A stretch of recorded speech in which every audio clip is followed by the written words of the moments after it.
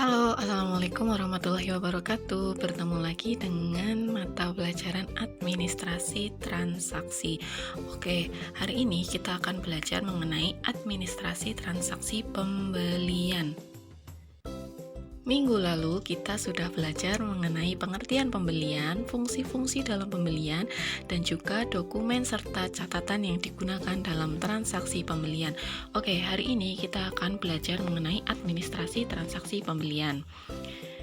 Yang perlu kalian ketahui secara umum itu terdapat dua cara untuk mencatat transaksi barang dagang, yaitu sistem fisik dan juga sistem inventarisasi terus-menerus. Nah, apa sih sistem inventaris fisik atau periodik ini? Sistem inventaris fisik ini yaitu mencatat transaksi pembelian pada akun pembelian di posisi debit, sedangkan sistem inventarisasi terus-menerus atau perpetual yaitu dengan cara mencatat transaksi pembelian pada akun persediaan di posisi debit. Ingat ya, kalau yang fisik itu mencatat transaksi pembelian pada akun pembelian, sedangkan kalau perpetual itu mencatat transaksi pembelian pada akun persediaan. Nah, kalau yang perpetual ini itu sistem pencatatannya secara terus-menerus. Jadi setiap transaksi yang terjadi di perusahaan itu akan dicatat, oke. Nah, kalau yang sistem inventaris fisik itu dia nanti lebih sederhana. Oke, kita lihat contohnya dulu. Nah, ini salah satu contoh transaksi pembelian CV Jaya, salah satu perusahaan yang bergerak dalam bidang distributor blender. Yang pertama, kita akan mempelajari mengenai pencatatan transaksi pembelian kredit. Ingat ya, kredit. Kredit itu berarti belum dibayar.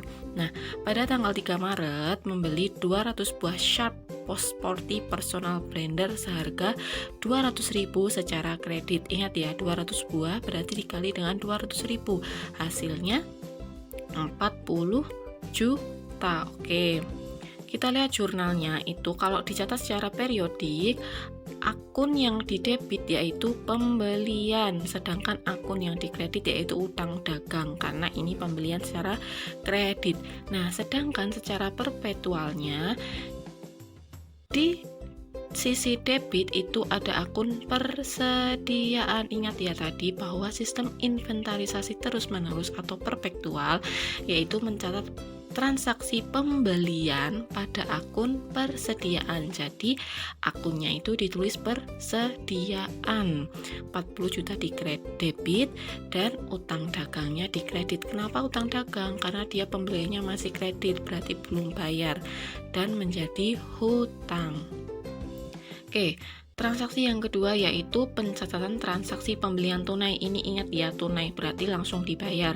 Nah, pada tanggal 4 Maret membeli 4 buah Sharp Blender seharga 250.000 secara tunai. Oke, kita lihat jurnalnya.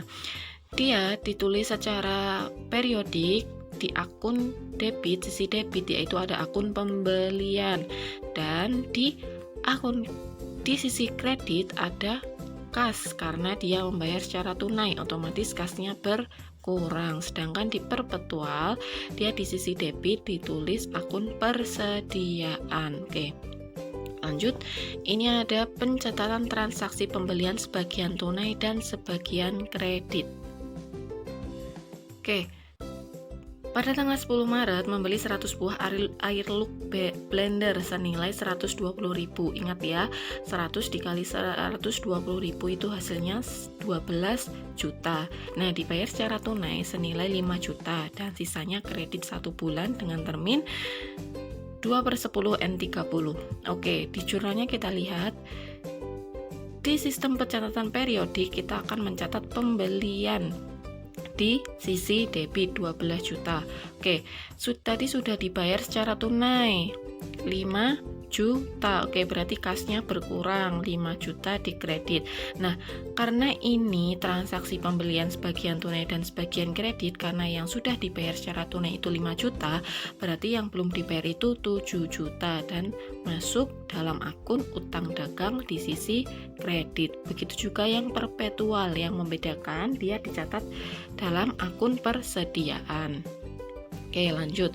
Pencatatan pembayaran tanpa retur dan potongan. Nah, si Vijaya telah melunasi utang atas pembelian barang tertanggal 3 Maret. Nah, ingat di awal tadi dia itu beli barang tapi kredit. Nah, sekarang udah dilunasi. Nah, jurnalnya kita lihat yaitu ada utang dagang di sisi debit dan kas di sisi kredit karena kas mereka berkurang untuk melunasi hutang. Oke. Oke, ada satu lagi yaitu pencatatan retur pembelian. Jadi nanti pada tanggal 11 Maret, perusahaan itu mengembalikan sebanyak 10 buah iLook blender yang dibeli ini karena warnanya tidak sama dengan yang dipesan.